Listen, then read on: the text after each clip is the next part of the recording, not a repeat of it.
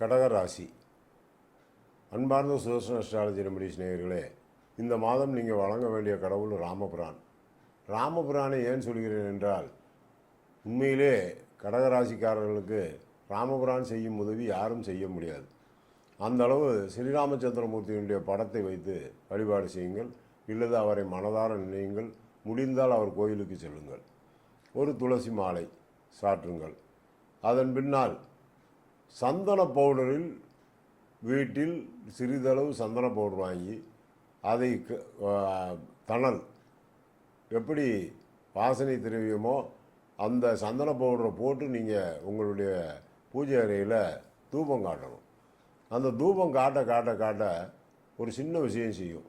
மனிதனுடைய மனதில் உள்ள டிப்ரெஷன் குறையும். ரெண்டாவது, தனகாரனை கொண்டாந்து கொடுப்பார். மூணாவது, இதில் சுந்தரகாண்டம் படிச்சிங்கன்னா